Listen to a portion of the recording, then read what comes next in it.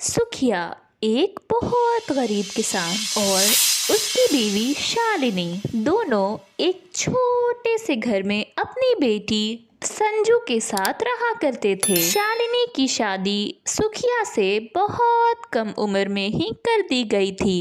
शालिनी की उम्र अभी बहुत कम थी तभी सुखिया अपनी एक छोटी सी बच्ची और अपनी पत्नी को छोड़कर चल बसता है। भगवान, तुझे जरा भी दया नहीं आई मेरे ऊपर।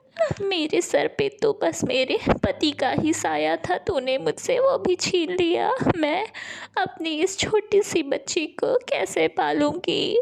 अब सुखिया तो इस दुनिया से जा चुका था। शालिनी और संजू बहुत उदास थे, पर वो भी इस बात को मानते हुए आगे बढ़ जाते हैं।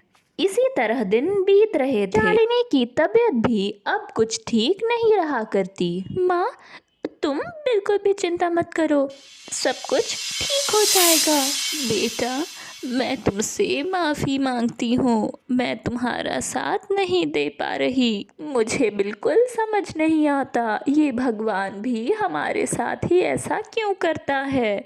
हम गरीबों के लिए तो बस दुख ही दुख है इस दुनिया में। ऐसा नहीं है माँ, मैं वादा करती हूँ मैं सब ठीक कर दूँगी। बेटा देख, अगर थोड़ा सा आटा है तो मुझे रोटी बना कर दे दे। मुझे दवा भी तो खानी है, दवा खा लूँगी तो जल्दी ठीक हो जाऊंगी ना। संजू जाकर रसोई घर में देखती है तो वहाँ आटा बिल्कुल भी ना था। खाली डिब्बा देखकर उसकी आंख भर आती है और वो मन ही मन कहती है, हे भगवान, तूने हमें किस जन्म की सज़ा दे दी है। मेरी माँ इस तरह कब से बीमार पड़ी है और अब घर में एक अन्न का दाना तक नहीं। इस तरह भला कब तक चलता रहेगा।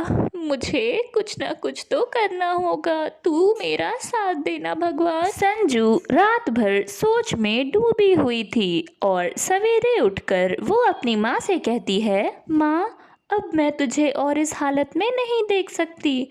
मैंने एक जगह काम ढूंढ लिया है। ज़्यादा नहीं, बस थोड़े से घर के काम हैं, मुझे वो करने हैं और वो अच्छी खासी पगार भी देंगे। बेटा, तू इतना बड़ा बोझ अपने कंधे पर क्यों लेती है। अच्छा, तू ऐसा कर, अगर मुझे हो सके तो मुझे भी साथ ले चल, मैं भी तेरा हाथ बटा दूंगी। माँ, खबरदार, जो तुम यहाँ से उठकर कहीं गई, मैं तुम्हें और तकलीफ नहीं देना चाहती। इतना कहकर संजू काम पर चली जाती है। संजू बर्तन मांज रही थी कि तभी उसे घंटी की आवाज सुनाई देती है। उसकी मालकिन रिया उसे आवाज देती है, संजू, ओ संजू, जरा दरवाजे पे तो देख कौन आया है। संजू जाकर दरवाजा खोलती है तो देखती है वहाँ तो एक डिलीवरी बॉय था। मैडम, आपने पिज्ज़ा का ऑर्डर दिया था। अरे हाँ हाँ संजू, देख मैंने पिज्ज़ा का ऑर्डर दिया था, ज़रा उसे रिसीव कर ले।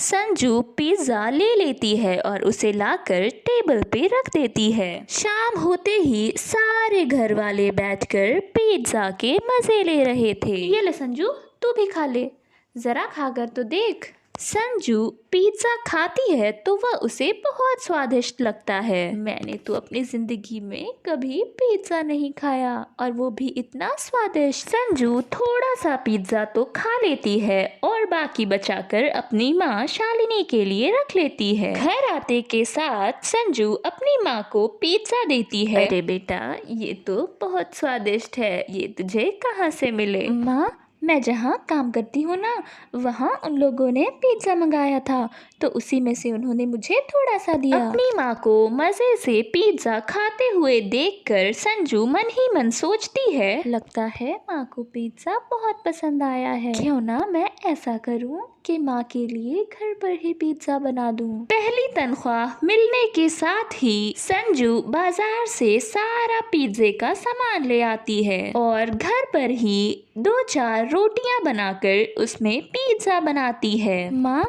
इसे खा के देखो, मुझे उम्मीद है ये भी तुम्हें बहुत पसंद आएगा। अरे मेरी बेटी बनाएगी और उसमें कोई बुराई हो, ऐसा तो हो ही नहीं सकता। शालिनी को संजू के हाथ के बने हुए पिज्जे इतने पसंद आते हैं कि वो 3-4 ऐसे ही खा जाती है। अरे वाह बेटा, ये तो बहुत स्वादिष्ट थे। वो जो उस दिन तू बाजार से लाई थी ना, उससे भी कई ज्यादा स्वादिष्ट। इसी तरह संजू शालिनी को अपने हाथों का पिज्जा बना बना कर खिलाया करती। एक दिन शालिनी ने संजू को एक सुझाव दिया, ये तू जितने पिज्जे मुझे खिलाती है ना, अगर उतने पिज्जे तू बनाकर बाजार में बेचेगी तो तू बहुत कमाएगी। संजू भी शालिनी की बात को थोड़ा सोचती है और उसके बाद कहती है, हाँ माँ, बात तो तुम सही कह रही हो। शालिनी और संजू दोनों मिलजुल कर घर में ही रोटी पिज्जा बनाते हैं और उसे बाजार में संजू ले जाकर बेचा करती। गांव में सभी ने पहली बार रोटी पिज्जे का नाम सुना था।